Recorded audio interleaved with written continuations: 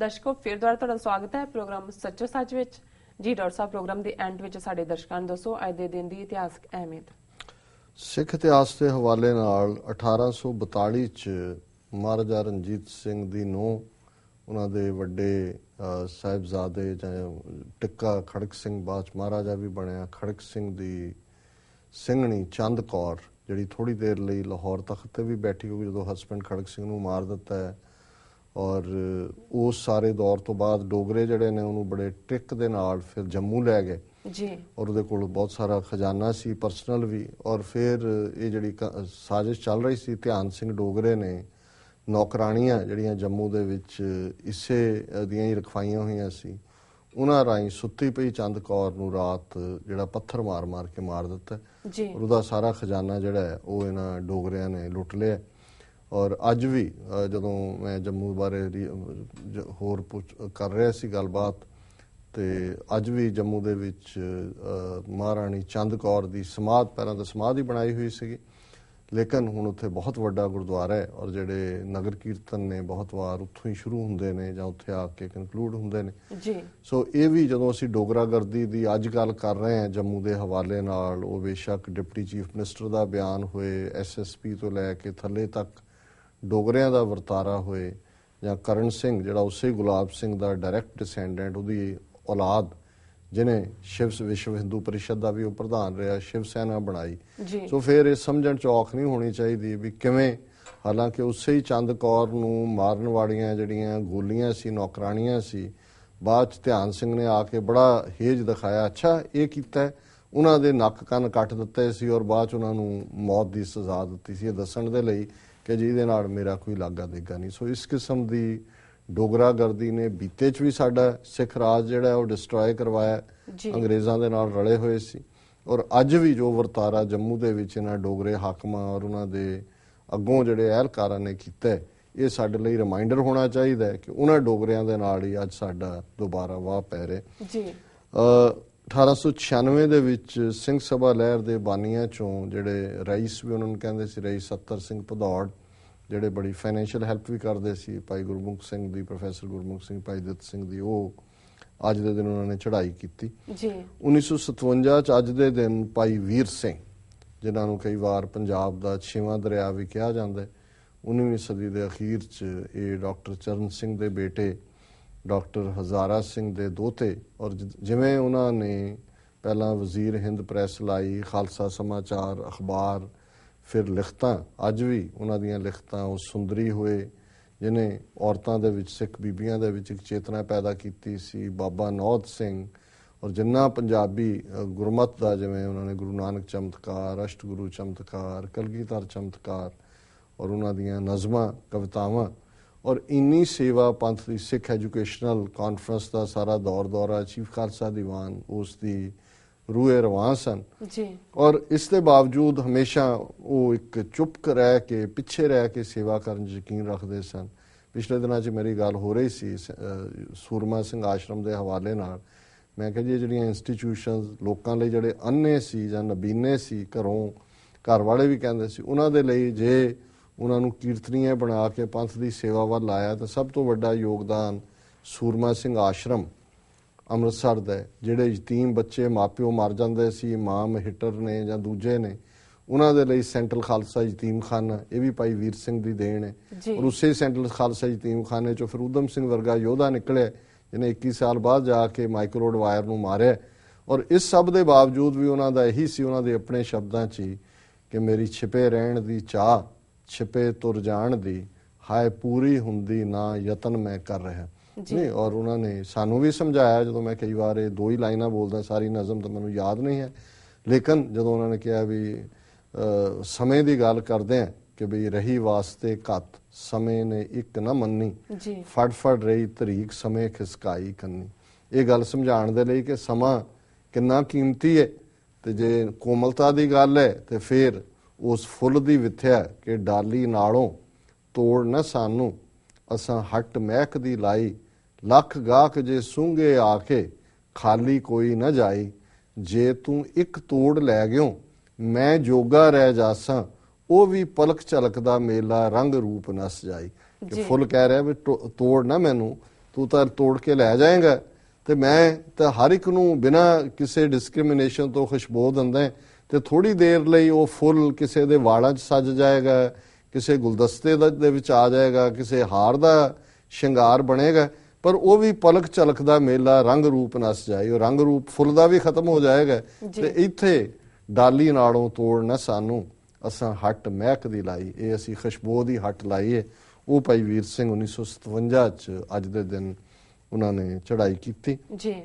1974 ਚ ਗਿਆਨੀ ਕਰਤਾਰ ਸਿੰਘ, ਇਹ ਵੀ ਵੱਡੇ ਅਕਾਲੀ ਲੀਡਰ ਹੋਏ, ਇਹਨਾਂ ਨੂੰ ਦਰਵੇਸ਼ ਸਿਆਸਤਦਾਨ ਕਹਿੰਦੇ ਸੀ, ਸਿੱਖਾਂ ਦਾ ਦਿਮਾਗ ਕਹਿੰਦੇ ਸੀ। ਵੈਸੇ ਕਿਉਂਕਿ ਮੈਨੂੰ ਪਤਾ ਹੈ ਜਿਨ੍ਹਾਂ ਦਿਨਾਂ 'ਚ ਰਜਿੰਦਰਾ ਹਸਪੀਟਲ ਪਟਿਆਲਾ 'ਚ ਇਹਨਾਂ ਦੀ ਮੌਤ ਹੋਈ, ਜਿਹਨੂੰ ਕਹਿੰਦੇ ਨੇ ਕਿ ਵੀ ਬਿਲਕੁਲ ਉਹਨਾਂ ਦੇ ਕੋਲ ਕੁਛ ਨਹੀਂ ਸੀ, ਰੁਲੇ ਹੋਏ ਪਟਿਆਲੇ ਦੇ ਸ਼ਹਿਰੀ ਸਿੱਖਾਂ ਨੇ ਜਿਨ੍ਹਾਂ ਨੇ ਇਹਨਾਂ ਦੀ ਸੇਵਾ ਕੀਤੀ, ਸੰਭਾਲ ਕੀਤੀ।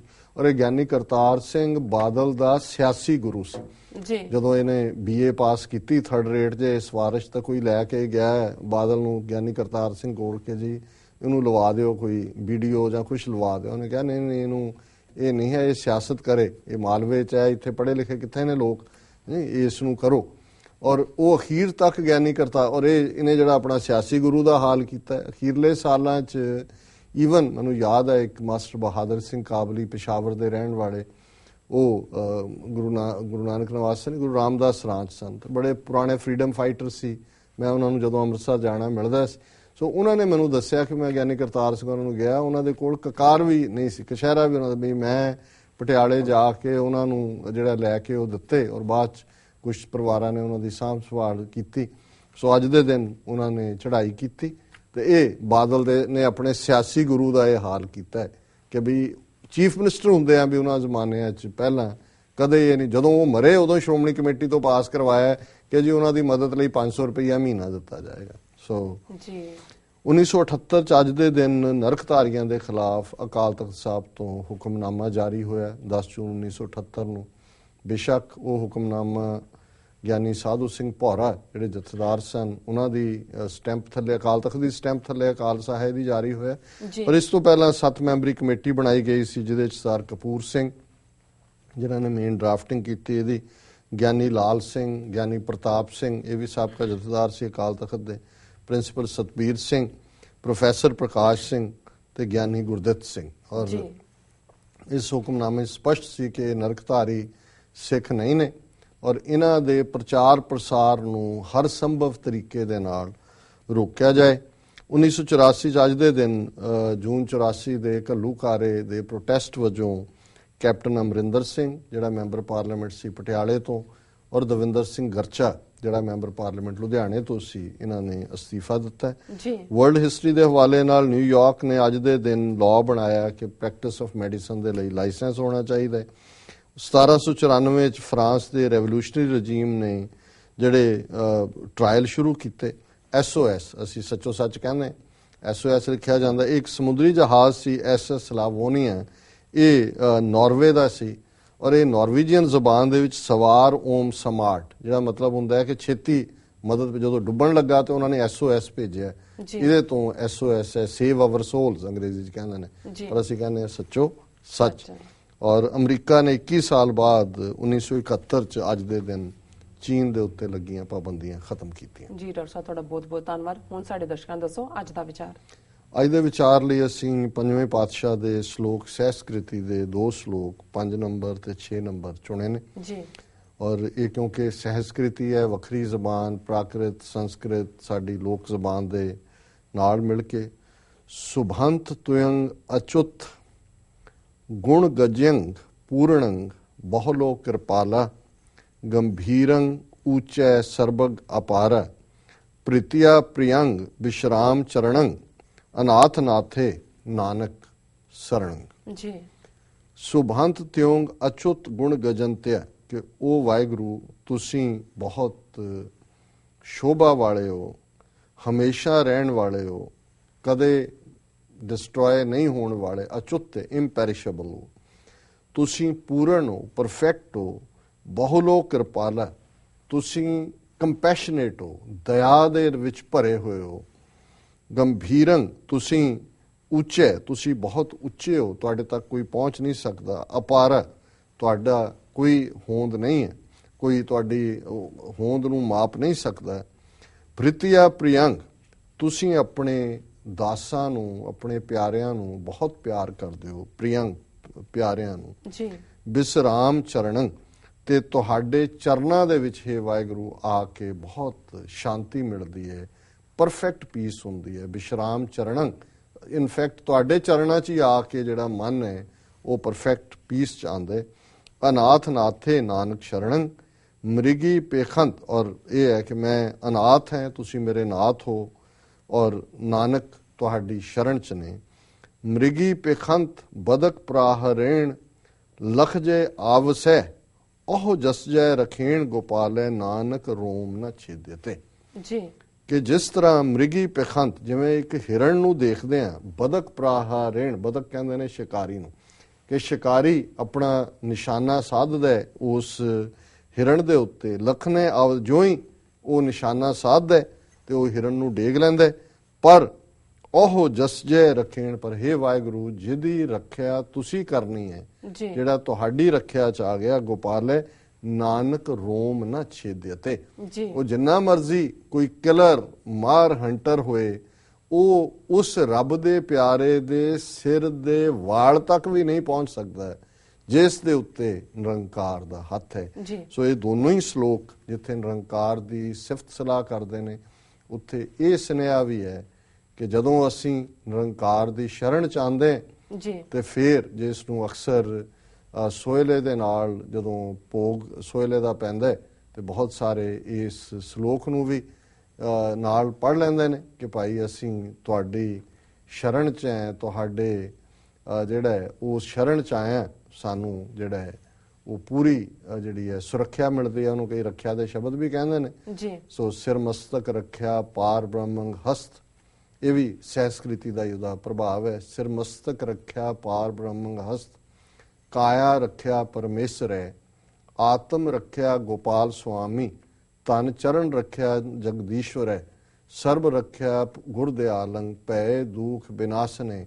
ਮੈਨੂੰ ਸ਼ਾਇਦ ਮੈਂ ਠੀਕ ਨਹੀਂ ਉਹਦਾ ਉਚਾਰਨ ਕਰ ਰਿਹਾ। ਸੋ ਨਾਥ ਨਾਥੇ ਸ਼ਰਨ ਨਾਨਕ ਪੁਰਖ ਅਚੁੱਤੈ, ਕਿ ਤੂੰ ਨਾਥਾਂ ਦਾ ਨਾਥ ਹੈ ਤੇ ਹੇ ਵਾਹਿਗੁਰੂ ਮੈਂ ਤੇਰੀ ਸ਼ਰਨ ਚ ਹੈ। ਔਰ ਉਹ ਵਾਹਿਗੁਰੂ ਜਿਹੜਾ ਅਚੁੱਤ ਹੈ, ਅਬਿਨਾਸੀ ਹੈ, ਨਾ ਜਿਹੜਾ ਉਸ ਨੂੰ ਉਸ ਦਾ ਕੋਈ ਪਾਰਾਵਾਰ ਨਹੀਂ ਪਾ ਸਕਦਾ। ਸੋ ਇਹ ਇਸੇ ਲਾਈਨ ਦੇ ਉੱਤੇ ਇਹ ਸ਼ਲੋਕ ਸਹਿਸਕ੍ਰਿਤੀ ਮਹੱਲਾ 5ਵਾਂ। ਜੀ ਡਾਕਟਰ ਸਾਹਿਬ, ਤੁਹਾਡਾ ਬਹੁਤ ਬਹੁਤ ਸ਼ੁਕਰੀਆ, ਤੁਸੀਂ ਅੱਜ ਦਾ ਵਿਚਾਰ ਸਾਡੇ ਦਰਸ਼ਕਾਂ ਨਾਲ ਸਾਂਝਾ ਕੀਤਾ। ਇਸ ਨਾਲ ਆਪਣੇ ਵਿਊਅਰਸ ਕੋਲ ਲੈਣੇ ਇਜਾਜ਼ਤ। ਵਿਊਅਰਸ, ਤੁਹਾਡਾ ਬਹੁਤ ਬਹੁਤ ਸ਼ੁਕਰੀਆ, ਤੁਸੀਂ ਆਪਣੇ ਕੀਮਤੀ ਸਮੇਂ ਵਿੱਚੋਂ ਸਮਾਂ ਕੱਢ ਕੇ ਸਾਨੂੰ ਆਪਣੇ ਰਾਏ ਤੇ ਸੁਝਾਅ ਭੇਜੇ ਨੇ, ਤੇ ਇਸ ਤਰ੍ਹਾਂ ਭੇਜਦੇ ਰਹਿਣਾ ਸਾਡੇ ਇਸ ਪਤੇ ਤੇ sos@tv84.tv ਤੇ। ਅਸੀਂ ਆਪਣਾ ਪ੍ਰੋਗਰਾਮ ਲੈ ਕੇ ਫਿਰ ਦੁਬਾਰਾ ਹਾਜ਼ਰ ਹੋਵਾਂਗੇ। ਤਦ ਤੱਕ ਲਈ ਮੈਨੂੰ ਤੇ ਪੰਡਰਸਨ ਵਾਗਿਆ ਦੋ। ਦੇਖਦੇ ਰਹੋ TV 84। ਬੁਲਾ ਦਿਓ ਫਤਿਹ। ਵਾਹਿਗੁਰੂ ਜੀ ਕਾ ਖਾਲਸਾ, ਵਾਹਿਗੁਰੂ ਜੀ ਕੀ ਫਤਿਹ।